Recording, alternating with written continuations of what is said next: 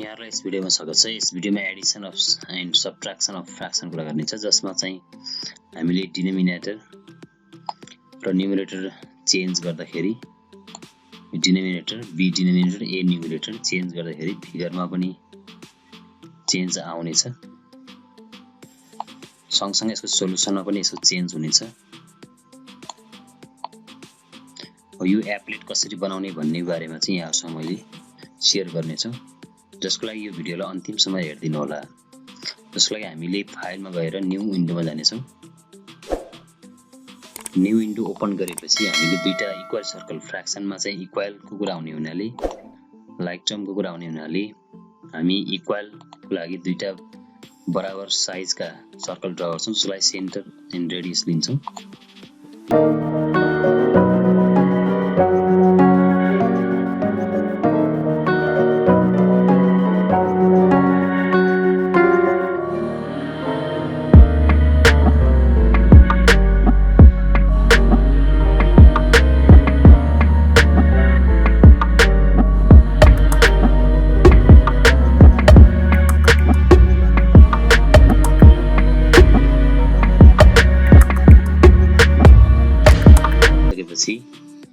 अब हामीले फ्र्याक्सनको लागि स्लाइडरहरु चारवटा स्लाइडरहरु बनाऊ, जसमा denominator first fraction a by b denominator फर्स्टमा denominator starting from 2 to any number, suppose 100, increment 1, numerator a starting from 1, maximum value is b because its denominator is b, increment 1. Similarly, another fraction is c by d. D is denominator, so denominator first, denominator 2,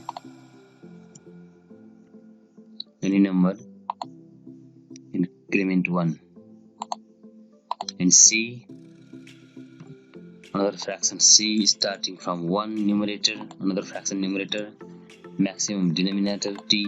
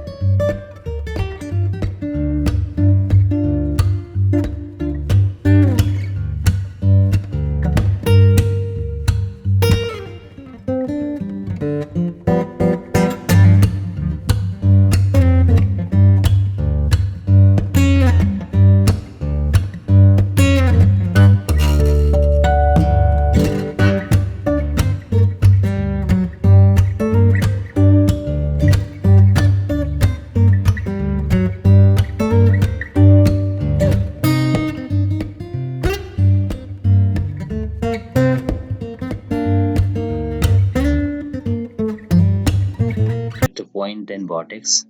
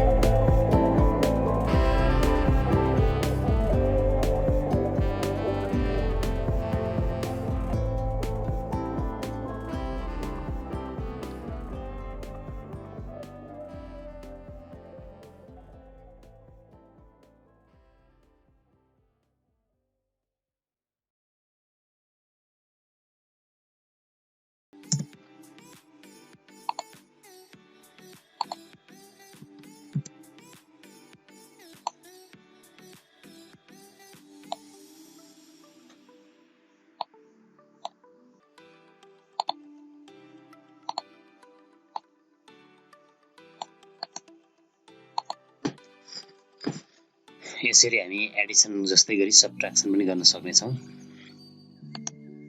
टेक्स्टमा गएर